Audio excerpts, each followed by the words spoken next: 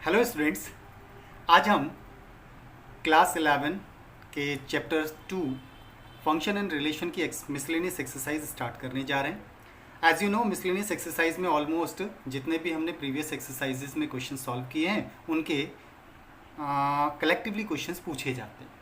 It means इसके अंदर आपको कार्टेशियन प्रोडक्ट, रिलेशन, फंक्शन सबके कॉन्सेप्ट्स को यूज़ करना होगा। और अगर आपने प्रीवियस लेक्चर्स नहीं देखे हैं तो फिर आपको relation and function, Cartesian product के कॉन्सेप्ट क्लियर नहीं होंगे। इसलिए पहले आप वीडियो के डिस्क्रिप्शन में दिए गए लिंक्स से function, relation and Cartesian product के बेसिक कॉन्सेप्ट्स को समझ लीजिए। उसके बाद आप अगर इस एक्सरसाइज को देखेंगे तो आपको प्रॉपरली समझ में आएगा। ओके, चलिए एक्सरसाइज स्टार्ट करते हैं। मिसलेनियस एक्सरसाइज का question number 1, the function f is defined by fx equal to x square when x is from 0 to 3 including both the numbers, and fx will be equal to 3x when x is from 3 to 10 including both the numbers. Okay, the function g is defined by gx. Similarly gx की एक definition दे रखी है, x square 0 to 2 and 3x 2 to 10. आपको ये show करना है कि f एक फंक्शन है लेकिन g एक फंक्शन नहीं है। अब फंक्शन की डेफिनेशन को पहले रिकॉल करते हैं। फंक्शन की डेफिनेशन के अकॉर्डिंग फंक्शन में डोमेन के ईच एंड एवरी एलिमेंट का यूनिक इमेज होना चाहिए, then it will be a function, और हर एक एलिमेंट का इमेज होना चाहिए। अब F x equal to x square अगर गिवन है तो डेट मीन्स 0 से 3 तक किसी की भी वैल्यू को अगर आप प्लेस करोगे, एक्स की वैल्यू 0 to 3 कोई भी वैल्यू प्लेस करोगे तो उसका स्क्वायर डेफिनेटली एक सेपरेट वैल्यू आएगी। एंड 3 to 10 भी अगर आप फंक्शन के अंदर प्लेस करते हैं तो 3x की वैल्यू 3 to 10 हर बार अलग आएगी, तो डेट मीन्स यूनिक इमेज होगा। लेकिन यहाँ एक छोटी सी प्रॉब्लम ये है कि एफ एक्स की जो दो डिफरेंट वैल्यूज़ दे रखी हैं, दो डिफरेंट रेंजेस के रिगार्डिंग, उन रेंजेस में एक स्पेसिफिक टर्म कॉमन है 3। अब 3 के लिए जब आप इंक्लूडिंग 3 की बात कर रहे हैं तो 3 के लिए एक बार इमेज एक्स स्क्वायर से निकलेगी और उसी 3 के लिए एक बार इमेज 3x से निकलेगी। ओके, अगर ये दोनों इमेजेस सेम आती हैं then it would be a function. लेकिन अगर 3 की अलग अलग इमेजेस आई तो एक ही ऑब्जेक्ट के लिए दो डिफरेंट इमेजेस होने पर ही फंक्शन नहीं हो पाएगा। इसी को चेक कर लेते हैं।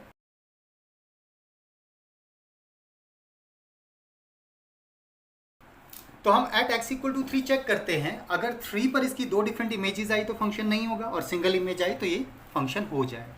कैसे चेक करेंगे? एक बार अगर आप F x equal to x square लेते हैं तो इसका मतलब एफ 3 की वैल्यू कितनी हो जाएगी, तो that would be 3 square and 3 square is equal to 9। Okay, जब आप at X equal to 3 function की वैल्यू एक्स स्क्वायर लेते हैं तब एक्स की वैल्यू 3 प्लेस करने पर जो इसका इमेज है वो 9 निकल के आता है, तो डेट मीन्स 3 की एक इमेज तो 9 हो गई। एंड अगेन अगर आप फंक्शन की वैल्यू, क्योंकि 3 पर फंक्शन एक्स स्क्वायर के लिए भी डिफाइन है और 3 पर ही फंक्शन 3x के लिए भी डिफाइन है, तो अगर आप एफ एक्स की वैल्यू 3x लेते हैं तब f3 की वैल्यू कितनी होती है चेक कर लेते हैं। तो 3 into 3 that would be 9। That means एक ऑब्जेक्ट के लिए सेम इमेज 9 आ रहा है। ओके, जब हम ऑब्जेक्ट ऑफ द डोमेन 3 लेते हैं तो 3 के लिए किसी भी कंडीशन में इमेज सेम निकल के आ रहा है, तो that means each and every element of the domain has a unique image.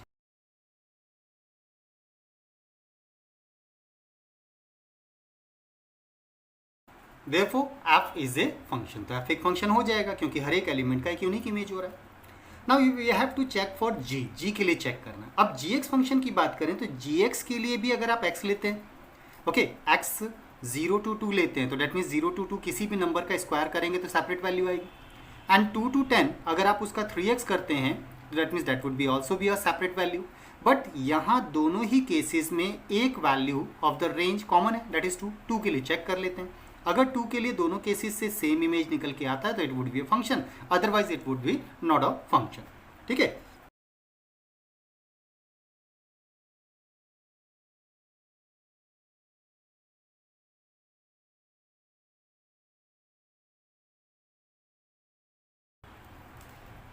तो पहले हम रिलेशन की बात करें तो मतलब इस रिलेशन के अंदर अगर दोनों रेंज के रिगार्डिंग इमेज अगर सेम आती है तो it would be a function, otherwise ये फंक्शन नहीं हो पाएगा, रिलेशन एक फंक्शन नहीं हो पाएगा। तो that's why for relation g at x equal to 2, x equal to 2 पर अगर हम फंक्शन की वैल्यू मतलब रिलेशन की value gx equal to x square लेते हैं अगर हम g x equal to x square लेते हैं तो हमारी जी एक्स की वैल्यू कितनी हो जाएगी, we have to check it. तो एक्स इक्वल टू 2, तो एक्स की जगह पर 2 प्लेस करेंगे, 2 स्क्वायर 4 हो जाता है। इट मीन्स 2 पर एक इमेज हमारा 4 निकल के आता है। Similarly at X equal to 2 if हम अपने फंक्शन जी एक्स की वैल्यू, क्योंकि 2 पर 3x के लिए भी जी एक्स डिफाइन है, तो 3x लेते हैं, तो डेट मीन्स g2 की वैल्यू कितनी हो जाएगी चेक करते हैं, तो 3 इंटू 2 दैट इज 6। तो डेट मीन्स इस पर तो 2 की 2 इमेजेस निकल कर आ गई। इसका मतलब ये हुआ कि जो रिलेशन आपको दिया था gx, उसकी x इक्वल टू 2 पर 2 डिफरेंट इमेजेस 4 एंड 6 बन रही हैं। तो जब एक ही ऑब्जेक्ट की 2 डिफरेंट इमेजेस होती हैं तो date can not be a function, क्योंकि फंक्शन के डेफिनेशन के according each and every element of the domain should have a unique image. तो यहाँ तो यूनिक नहीं हुआ, एक ही ऑब्जेक्ट की 2 इमेजेस हो गई, so it's not a function. Is it clear? I hope समझ में आया होगा। नेक्स्ट क्वेश्चन देखते हैं, question number 2। Question number 2, F x equal to x square function एक डिफाइन कर रखा है, जिसमें फाइंड करने के लिए कहा है f 1.1 minus F 1 upon 1.1 minus 1। इसकी वैल्यू आइडेंटिफाई करनी है, इस स्पेसिफिक फंक्शन की value, because f x is defined for x square, f x is equal to x square. अगर f x equal to x square है तो F 1.1 कितना हो जाएगा, तो 1.1 का स्क्वायर हो जाना चाहिए, तो that should be 1.1 square, minus F 1 कितना होगा, तो that would be 1 square, divided by 1.1 में से 1 को माइनस करेंगे तो 0.1 हो जाएगा। 1.1 का स्क्वायर अगर हम आइडेंटिफाई करते हैं तो डेट इज 1.21, माइनस 1 का स्क्वायर तो 1 होता है, 1 को हम 1.00 ऐसा लिख सकते हैं, डिवाइडेड बाय 0.1। अब 1.21 में से अगर 1 को माइनस करेंगे तो that would be 0.21 and divided by 0.1। Simplification के लिए डेसिमल के बाद 2 प्लेस 1 प्लेस, तो एक 0 बढ़ाकर डेसिमल हटाते हैं, तो 21 को 10 से डिवाइड करने पर 2.1, that is the value of the function which was asked. Is it clear? Now question number 3 देखते हैं। Find the domain of the function F x equal to x square plus 2x plus 1 upon X square minus 8x plus 12। इस function का हमें domain identify करना है, and function is given like a fractional term, तो that means ये rational function है। Rational function होने के लिए डिनोमिनेटर शुड नॉट बी 0, तो डिनोमिनेटर तो इसका 0 नहीं होना चाहिए, ठीक है।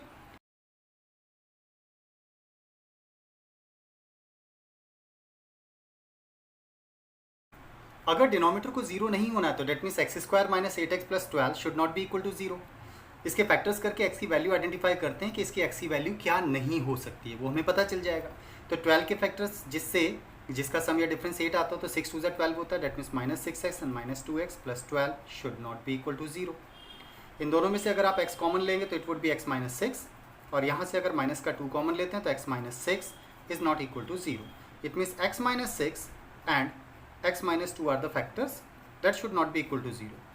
इसका मतलब ये हुआ कि अगर आप इस वाले फैक्टर को नॉट इक्वल टू 0 करेंगे तो x will not equal to 6, और इस फैक्टर को नॉट इक्वल टू 0 करेंगे तो x will not equal to 2। तो x की वैल्यू 6 और 2 नहीं होनी चाहिए।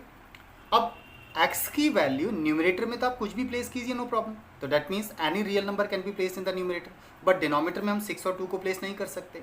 सो we have to find out the domain. अब डोमेन कितना होगा उसके बारे में बात करते हैं। तो domain of the function, domain of F X will be any real number, आप कोई भी रियल नंबर डाल सकते हैं इसके अंदर, बट बाउंडेशन है कि आप 6 एंड 2 को नहीं ले सकते, तो डेट मीन्स एक्सेप्ट 6 एंड 2, तो 6 और 2 को छोड़कर बाकी कोई भी रियल नंबर इसका एक डोमेन हो जाएगा। Is it clear? So the domain will be r minus 6, 2।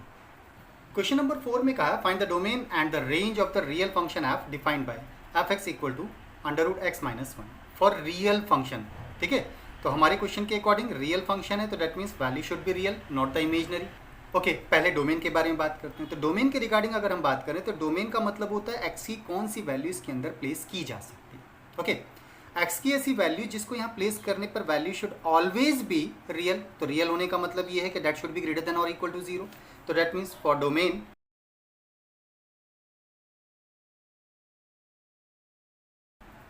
Because the question is saying the function is real, तो रियल होने के लिए रूट के अंदर की वैल्यू शुड बी रियल। तो रियल तो तभी होगा जब रूट के अंदर की वैल्यू ग्रेटर देन और इक्वल टू 0 होगी, क्योंकि लेस देन होने पर that would be imaginary number.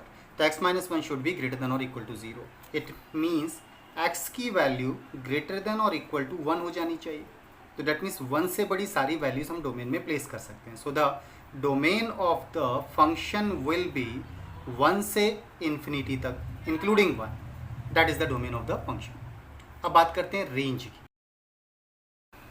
Well range identify करने के लिए आपको थोड़ा सा समझना पड़ेगा। यहाँ पर रेंज होता है कि इसके अंदर x की वैल्यू को प्लेस करने के बाद आउटपुट क्या आ सकता है, उन्हीं के कलेक्शन को हम रेंज बोलते हैं। ओके, अब x की वैल्यू हम यहाँ क्या प्लेस करें जिससे सबसे छोटी वैल्यू आप जो फाइंड कर सकते हैं उसके बारे में डिस्कस करते हैं। सबसे छोटी वैल्यू रूट 0 हो सकती है, तो 0 कब आएगी, व्हेन यू प्लेस हियर 1, तो 1 - 1 0 हो जाएगा। तो डेट मीन्स 1 से बड़ी वैल्यू ही प्लेस करनी है, because we are talking about the real function. तो रियल फंक्शन के केस में जब आप यहाँ 1 से बड़ी वैल्यू ही प्लेस कर सकते हैं तो इसका स्क्वायर रूट भी always and always that means 0 से बड़ा ही आने वाला। तो 0 से बड़ा कहाँ तक, अप टू इन्फिनिटी कुछ भी आ सकता है। मिनिमम वैल्यू 0 हो सकती है and infinity is never included, so the range will be 0 to infinity. Is it clear? May be समझ में आया होगा। ओके, एक बार फिर से समझने के लिए वीडियो को दोबारा से रिवाइंड करके आप सुन सकते हैं, इससे क्लियर हो जाएगा। ठीक है, चलिए question number 5 start. Question number 5. Find the domain and the range of the real function f defined by fx equal to modulus of x minus 1. Modulus of x minus 1. इसका हमें डोमेन एंड रेंज दोनों identify करना है। अगर हम इसके domain की बात करें तो डोमेन के लिए हमें ये चेक करना होता है कि हम x की वैल्यू यहाँ क्या प्लेस कर सकते हैं।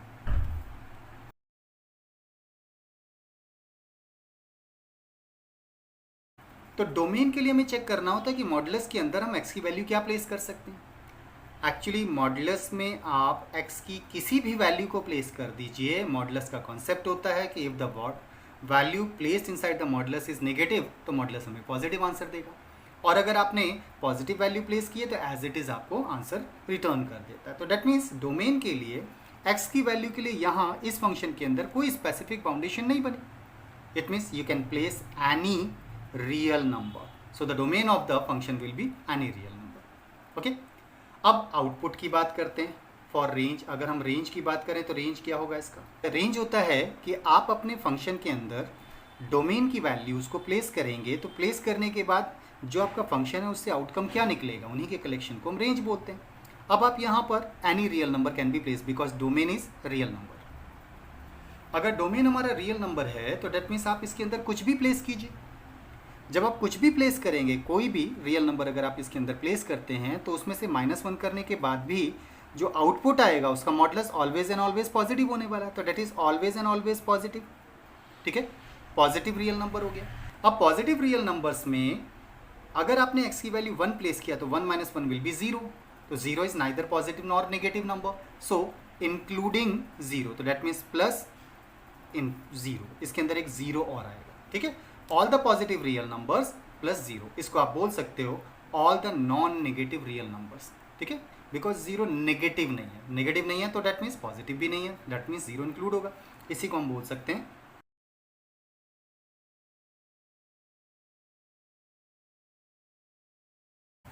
इसे हम कह सकते हैं non negative real numbers. Clear? That was the question number 5। Question number 6, let f equal to x comma x square upon 1 plus x square such that x belongs to real number, be a function from real to real, determine the range of f. Now we have to find out range.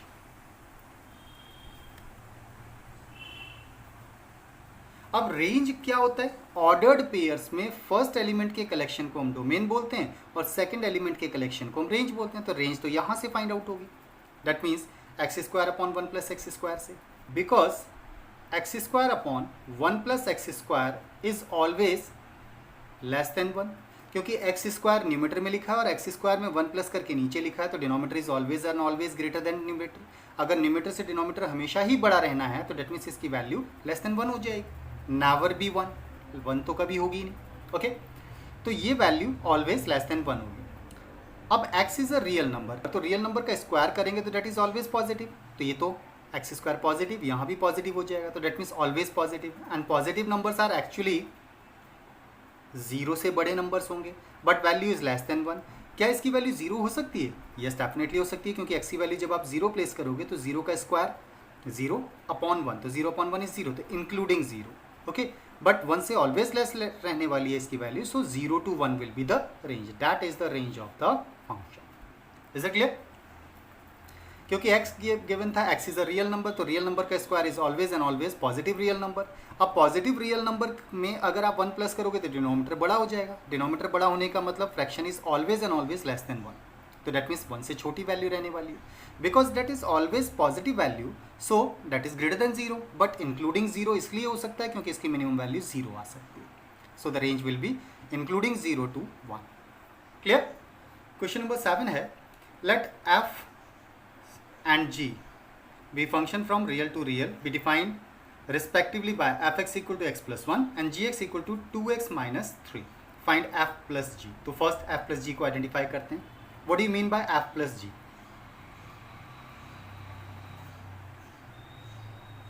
f plus g means f plus g of x.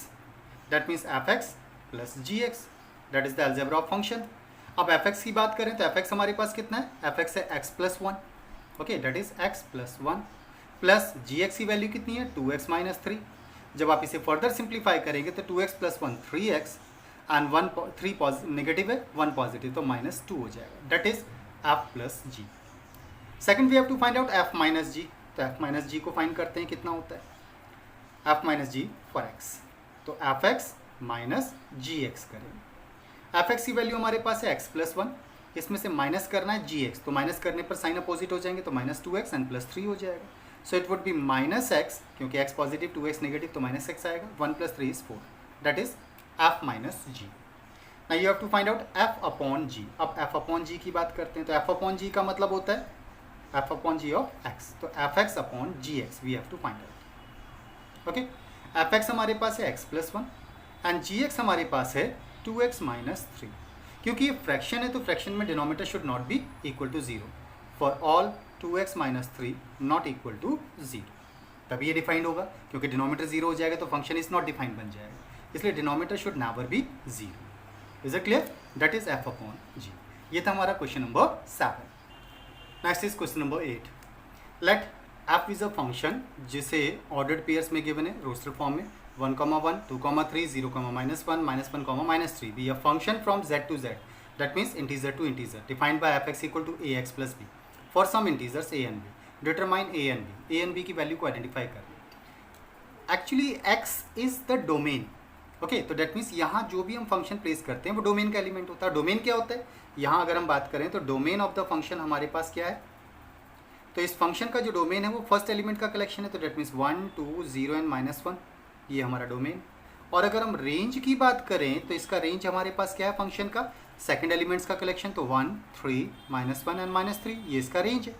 Okay, अब function आपको defined है fx equal to ax plus B, because function fx is equal to ax plus B इस form में defined है. तो defined function के अंदर domain के किसी भी एलिमेंट को प्लेस करने पर उसका इमेज क्या आना चाहिए, जो यहाँ पर ऑर्डर्ड पेयर्स में दे रखा है. अगर आप 1 प्लेस करोगे तो इसकी वैल्यू 1 होनी चाहिए, 2 प्लेस करोगे तो इसकी वैल्यू 3 हो जाएगी फंक्शन की वैल्यू, 0 प्लेस करोगे तो -1 होगा. मे बी 0 प्लेस करने पर -1 will be the easiest value to find out. तो at x equal to 0 place करते हैं. तो जब आप इसके अंदर 0 प्लेस करोगे तो a into 0 plus B will equal to, तो डेट मीन्स इसकी इमेज, क्योंकि x की वैल्यू प्लेस करने के बाद जो आउटपुट आता है वो तो इमेज होता है. तो 0 प्लेस करने पर इमेज क्या आना चाहिए, -1 होना चाहिए. अगर आप इसे सिंप्लीफाई करते हैं तो that means b equal to -1 हो जाएगा. Is it clear? तो b की वैल्यू तो आ गई हमारे पास -1. अब किसी भी दूसरे ऑर्डर पेयर को ले लेते हैं. तो at any value you can find out. At x equal to, चलिए 1 ले लेते हैं. अगर आप x की वैल्यू 1 लेते हैं तो इट मीन्स अपने फंक्शन के अंदर क्या करेंगे, फंक्शन के अंदर x की वैल्यू 1 प्लेस करेंगे. तो a into 1 plus B equal to, जब आप 1 प्लेस करेंगे तो इसका इमेज क्या आएगा, दैट मीन्स इसका आउटपुट क्या आएगा, 1 आएगा. तो that is this 1. It means अब b की वैल्यू आपके पास पता है -1, तो that means a plus b की वैल्यू प्लेस करते हैं -1, तो that would be equal to 1. It means a की वैल्यू कितनी हो जाएगी, -1 इधर आकर प्लस होगा तो 2, तो a की वैल्यू 2 हो जाएगी. So these are the values of a and b. तो b की वैल्यू -1 एंड a की वैल्यू 2 हो जाएगी. Is it clear? आप कोई से भी ऑर्डर्ड पेयर को लेकर सिंप्लीफाई कीजिए, आंसर आपका सेम आएगा. क्लियर है? That was question number 8. Question number 9. Let r be a relation from natural number to natural number defined by r equal to a comma b for all a b element of natural number and a is equal to b square. are the following true? you have to check it out कि ये जो relations आपको दे, ये जो relation की definitions आपको अब given है, क्या ये ट्रू है या फॉल्स है, that you have to check it out. Now a comma b ordered pair relation का एक एलिमेंट होगा जिसमें b का स्क्वायर करने से a आता है. दैट मीन्स सेकेंड एलिमेंट का स्क्वायर करने से फर्स्ट एलिमेंट बनता है. ओके, तो second element and first element, तो लेट हमने अपनी तरफ से कंसिडर किया b equal to 2. Okay, b equal to 2 consider किया, तो b का स्क्वायर ए हो जाना चाहिए. तो that means a equal to कितना होगा, b स्क्वायर. तो b स्क्वायर हो गया हमारे पास, that means 2 square, that is equal to 4. तो इम्प्लाइज दैट जो हमारा ordered pair a comma b बनेगा, व्हाट वुड बी दैट, तो that is 4 comma 2. Is that equal to a comma a. तो ये सेम नंबर का ऑर्डर्ड पेयर बन रहा है क्या, नहीं. फॉर ऑल कहा था, for all natural numbers, that is not. तो दैट मीन्स ये फॉल्स स्टेटमेंट है. Is it clear? Next second statement check करते हैं. Second statement is a comma b element of r implies b comma a element of r हो जाएगा. हमने consider किया b is equal to, for example हम ले रहे हैं यहाँ पर 4 ले लेते हैं. चलिए b हमने 4 लिया. अगर b 4 है तो स्टेटमेंट की जो डेफिनेशन है उसके अकॉर्डिंग a की वैल्यू कितनी होना चाहिए, तो that means a should be equal to कितना हो जाना चाहिए, b का स्क्वायर. तो b इज़ 4, तो 4 का स्क्वायर कितना हो जाएगा, 16 हो जाएगा. Is it clear? तो इक्वल टू अगर b स्क्वायर है तो a की वैल्यू 16, तो डेट मीन्स हमारा ऑर्डर्ड पेयर क्या बन जाएगा, a comma b, that is equal to 16 comma 4 is an element of r. हमारे रिलेशन का एक एलिमेंट हो जाएगा. अब रिवर्स करते हैं, तो now let b is equal to, अब हमने 16 ले लिया, तो अगर b 16 है तो a की वैल्यू कितनी हो जाएगी, तो a की वैल्यू तो b का स्क्वायर, तो डेट मीन्स 16 का square, that is equal to 256 हो जाएगा. ओके, तो डेट मीन्स जो हमारा एलिमेंट बनेगा a comma b, that would B 256 16, that is an element of r. It means जब आप a और b को रिवर्स करें तो क्या सेम एलिमेंट आया, तो that means a comma b was element of r. ये रिलेशन का एक एलिमेंट था, बट b कॉमा a ये रिलेशन का एलिमेंट नहीं बना, so that is false statement. तो ये भी हमारा फॉल्स स्टेटमेंट हो जाएगा. थर्ड कंडीशन गिवन है, third statement a comma b is an element of r, b comma c is an element of r implies a comma c is an element of r. Let's check it out. Let we are considering b equal to 4. अगर हम b की value 4 लेते हैं तो a की value definition के according हो जाएगी b स्क्वायर. तो that means a equal to b square है थर्ड पार्ट में. तो b हमारे पास 4 है, तो 4 का square will be 16. It means हमारा ordered pair a comma b 16 comma 4 will be an element of r. अब अगर हम b को यहाँ रखते हैं तो c की वैल्यू कितनी होगी. Now for b comma c, if b is equal to, हमें क्या लेना, ऑर्डर्ड पेयर के अकॉर्डिंग सेकंड एलिमेंट 4 लेना. अगर b 4 है के अकॉर्डिंग सेकंड एलिमेंट का स्क्वायर फर्स्ट एलिमेंट बनता है, तो b is equal to c square. तो इसका मतलब b अगर 4 है तो 4 किस नंबर का स्क्वायर होगा, तो डेट इज इक्वल टू 2 का स्क्वायर हो जाएगा. तो c इक्वल टू 2 हो जाएगा. दैट मीन्स हमारा ऑर्डर्ड पेयर क्या बन जाएगा, b कॉमा c. तो b की वैल्यू हमने 4 ली है, तो c इक्वल टू 2 आता है, तो that is an element of r. अब पहले में हमने कहा था कि a कॉमा b, जो हमने पहला एलिमेंट लिया a comma b 16 comma 4, 16 comma 4 is an element of r. फिर 4 comma 2 is an element of r. तो क्या 16 का स्क्वायर रूट 2 होगा, तो 16 comma 2 will be an element of r. तो दैट मीन्स 2 का स्क्वायर 16 होता है क्या, no, that is not. It means a comma b is an element of r, that is a comma b is an element of r. b comma c is an element of r, that is also element of r. लेकिन a comma c, तो that means c का square करने से a, तो 2 का square 16 होता है क्या, नहीं होता है, सो दैट इज नॉट. तो that means that is also the false statement. Is it clear? Question number 10 में गिवन है, लेट a, एक सेट गिवन है 1 2 3 4, set b is 1 5 9 11 15 and 16, and function given है 1 5 2 9 3 1 4 5 एंड 2 11 के ordered pairs. Are the following true? f is a relation from a to b. क्या f relation a to b है क्या?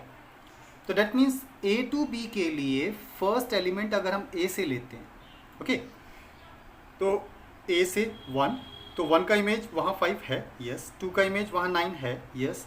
3 का image वहाँ पर 1 है, यस है. 4 का इमेज वहाँ पर 5 बन सकता है, क्योंकि रिलेशन में ऐसा हो सकता है, फंक्शन में नहीं होता. 2 का इमेज वहाँ पर 11 है, यस. तो that is a function. Okay, तो दैट मीन्स फर्स्ट सेट के एलिमेंट्स को सेकंड सेट के साथ इसने रिलेट किया हुआ. कैसे रिलेट किया, चलिए उसको चेक कर लेते हैं through the Venn diagram concept.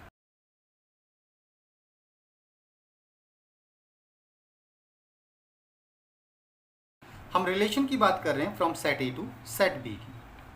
हमारे क्वेश्चन के अकॉर्डिंग जो ऑर्डर्ड पेयर्स गिवन है उसमें 1 to 5, तो 1 का 5 से रिलेशन डेफिनेटली बन रहा है, ओके. 2 का 9, यस बन सकता है। 3 का 1 से रिलेशन, यस बन सकता है। 4 का 5 से, 4 का 5 से, यस बन सकता है। 2 का 11 से, 2 का 11 से, यस बन सकता है। रिलेशन में किसी भी एक एलिमेंट ऑफ द डोमेन की more than one images possible हैं, तो रिलेशन तो हो सकता है। तो F is the relation from A to B, yes that is true. ये हमारा true statement. Is it clear? अब सेकंड कंडीशन में कह रहा है कि ये जो एफ है इज अ फंक्शन, तो फंक्शन होने के लिए each and every element of the domain should have a unique image. तो 1 का इमेज यहाँ पर 5 बना, यस ओके। 2 के किसी एक एलिमेंट की एक से ज़्यादा इमेज तो नहीं बन रही है। यहाँ 2 की एक इमेज 9 और 2 की एक इमेज 11, तो 2 की 2 इमेजेस बन रही है, ओके इसलिए दैट्स नॉट अ फंक्शन। अब इसको चेक करने का एक तरीका हम डायरेक्टली फंक्शन में गिवन ऑर्डर्ड पेयर के थ्रू भी चेक करते हैं कि ऑर्डर्ड पेयर्स में फर्स्ट एलिमेंट कॉमन तो नहीं है। अगर फर्स्ट एलिमेंट कॉमन है तो डेट मीन्स इसकी एक इमेज 9 और इसी की एक इमेज 11 भी हो जाती है। तो जब एक ही एलिमेंट की मोर देन वन इमेजेस होती हैं तो that is not a function, तो ये फंक्शन नहीं हो सकता। So it is not a function.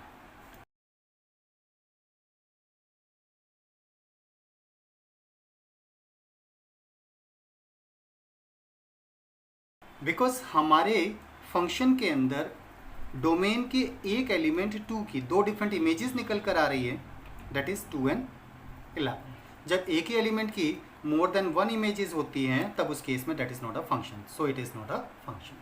Is it clear?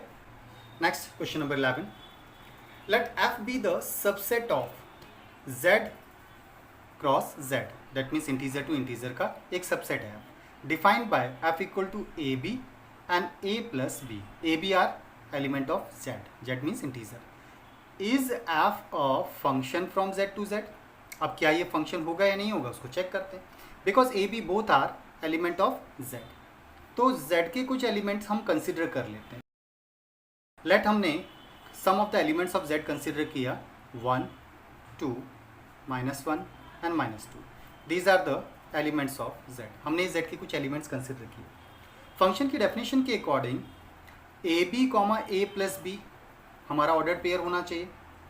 If a equal to 1 and b equal to 2 लेते हैं तो डेट मीन्स ए बी की वैल्यू कितनी हो जाएगी, a B will be 1 into 2 that is equal to 2 and A plus B will be what, A plus B will be 1 + 2 equal to 3 हो जाएगा। Therefore A B comma A plus B will be 2, 3 element of F. Is it clear? ये element हो गया function का एक। अब अगर आप a की वैल्यू सपोज -1 एंड b की वैल्यू सपोज -2 लेते हैं तो इसके अकॉर्डिंग a इंटू बी कितना हो जाएगा, -1 into -2 that would be +2 and a plus B कितना हो जाएगा, -1 and -2 will be -3। It means A B comma A plus B की वैल्यू कितनी हो जाएगी उसको आइडेंटिफाई करते हैं। तो ए बी की वैल्यू तो हमारे पास आई 2 एंड a प्लस बी आया -3, that should also be the element of function. लेकिन 2 की एक इमेज 3 और 2 की ही एक इमेज -3 हो गई। बट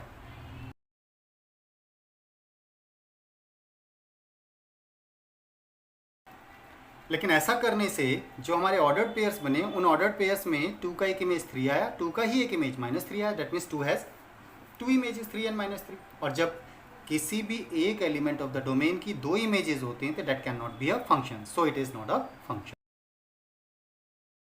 तो ये एक फंक्शन नहीं होगा। Is it clear? Question number 12 में गिवन है लेट ए, एक सेट गिवन है 9, 10, 11, 12 and 13 and let F such that a2 n, a2 natural number be defined by fn the highest prime factor of n, find the range of f। Okay तो पहले हम इनके prime factors identify करते हैं क्या क्या होते हैं।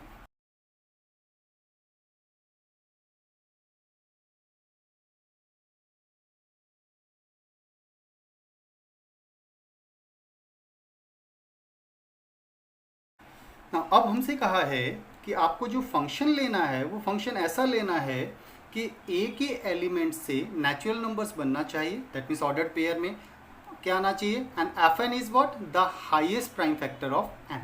ओके अगर आप फर्स्ट एलिमेंट 9 लेते हैं तो 9 का highest prime factor will be 3, that should be. अगर आप 10 लेते हैं तो 10 का highest factor prime factor will B 5, और अगर आप 11 लेते हैं तो 11 का highest prime factor will be 11, and अगर आप 12 लेते हैं तो 12 का highest prime factor will be 3, and अगर आप 13 लेते हैं तो 13 का highest prime factor will be 13। Okay these are the ordered pairs which will be the element of the function. Now what we have to find out, find the range of F. तो range of F क्या होता है? Range होता है ordered pairs की second elements का collection. तो ordered pair की सेकंड एलिमेंट में 3 आता है, 5 आता है, 11 आता है, 3 हम पहले ही प्लेस कर चुके हैं, 13 आता है. So that is the range of the function. Is it clear? पहले आप सारे नंबर्स के प्राइम फैक्टर्स आइडेंटिफाई करो, फिर 9 का इमेज किसको लेंगे? Highest prime factor. तो इसका हाईएस्ट प्राइम फैक्टर 3 है, 10 का हाईएस्ट प्राइम फैक्टर 5 है, 11 का हाईएस्ट प्राइम फैक्टर 11, 12 का हाईएस्ट प्राइम फैक्टर 3 एंड 13 का highest prime factor 13. Those will be the ordered pairs of the function. And range क्या होता है? रेंज होता है ऑर्डर्ड पेयर्स के सेकंड एलिमेंट्स का कलेक्शन. तो that is the range. Is it clear? तो that means that was the last question of the exercise. इसके साथ हमारी एक्सरसाइज कंप्लीट हो जाती है. अगर आपको हमारा वीडियो लेक्चर पसंद आया हो तो प्लीज़ हमारे चैनल को सब्सक्राइब, लाइक एंड शेयर जरूर कीजिएगा. साथ ही अपने फ्रेंड्स को शेयर भी कीजिएगा जिससे उन्हें भी इसका बेनिफिट मिल सके. Thank you for today. Thank you.